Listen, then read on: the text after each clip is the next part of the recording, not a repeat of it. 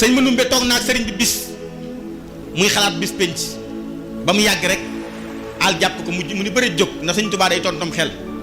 sëñ bi ni ko Mandumbe lii lu mu ni ko Mbàkke bëgg rek yomal xiyam teew ba nu xam la mu ni ko jërul yàkkamti bis la boo xam ki koy dogal dana ko dogal ba noppi te faaw ma am mu ni ko Mandumbe mu ni ko Mbàkke mu ni ko fii lan may tëkkale kenn waaye yomal xiyam sama loxo tuut fii ku mu seddul doo am ëllëg sëñ Mandumbe Mbàkke la ko waxoon te defe naa fa mu jaar ak moom neex naa xam dama histoire sëñ Mandumbe Mbàkke ba mu nekk sëriñ bi bis ba mu yàgg mu ne ko Mbàkke damaa bëggoon nga ñaanal ma dem Baxdaad mu ne ko loo fay wuti mu ne ko Cheikh Abdou Khadir Jilaani borom may la ma bëgg su ma demee xabroom ñaan fa ndax yàlla defal ma li ma bëgg sëñ bi ne ko negal ba julli jot ñu julli ba noppi sëñ Tuubaa woo ko mu ñëw mun ko toogal mu toog mu teg ñaa laa xole nii da tafale ko ni ko xoolal sëñ Mandumbe xool loxo yi sëñ bi ngaay tàqale loxo yi rek mu jàkkoor xabru Cheikh Abdou Khadir Jilaani mun ko siyaaral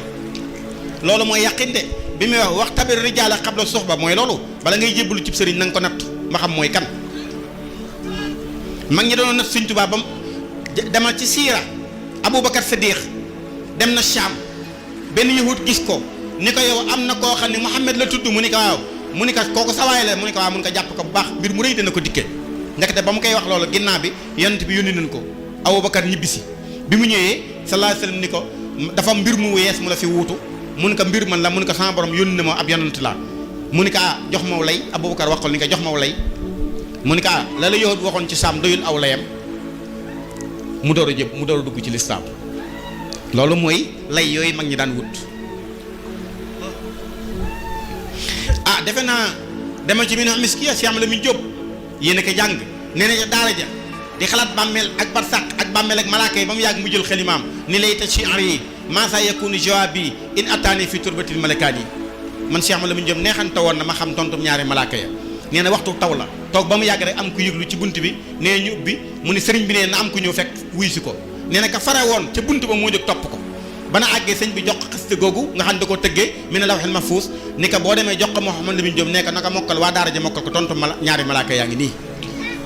sëñ Tuubaa day tontum xel am xel ci boppam lay tontu moo tax